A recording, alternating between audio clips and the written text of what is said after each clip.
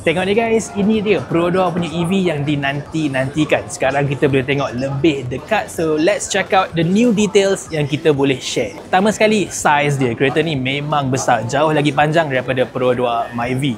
Tengok up close, aku rasa dia punya length dia lebih kurang sama macam Proton X50 dah. Nombor 2, boleh nampak battery pack dia, capacity 52.5 kWh and jenis LFP. Before this, kita pun dah tahu bateri dia disupplykan oleh CATL daripada China. 52.5 kWh tu nominal capacity. So kalau kita ambil anggaran 50 kWh usable capacity dan average energy consumption sekitar maybe 13 kWh per 100 km, boleh anggarkan kereta ni boleh jalan sekitar 385 km.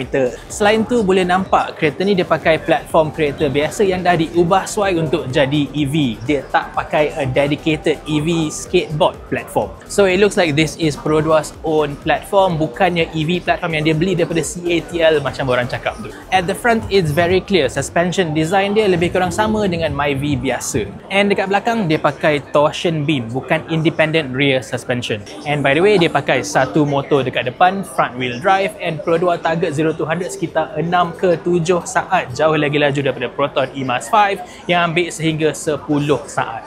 Bahagian dalam pula boleh nampak the new general design of the dashboard. Steering dia design baru dan nak pilih gear pakai rotary knob macam lah Range Rover. Other than that, meter driver is full digital dan screen tengah tu tak adalah besar sangat. Dan dashboard tu boleh nampak ada soft touch material sikit. This would be the very first Pro 2 yang ada dashboard lembut. Lepas tu bawah center console tu ada lubang nak taruh handbag, tapi dekat belakang pula tak ada rear aircon vent. Yang tu aku kecewa sikit lah. Last kali, ruang dalaman. Sekarang nampak kecil sebab kerusi depan tu dia tolak habis sampai ke belakang. Tapi in terms of space, aku rasa it should be okay.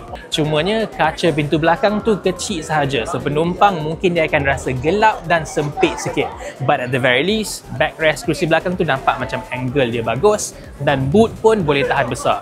But tak ada frunk dekat depan dia. Dan ini pula Pro 2 punya wallbox charger yang harap-harap dia akan bagi free dengan kereta tu. Unit ni 7 kW sahaja, tapi yang uniknya dia ada touchscreen dekat depan ni and kamera lagi. Ini dipakai untuk jadi CCTV yang dia link to your P-Circle app on smartphone. So ini dia guys, Pro 2 punya EV yang mungkin akan dibagi nama QVE. Model ni akan dilancarkan bulan ini as Malaysia's first homegrown EV.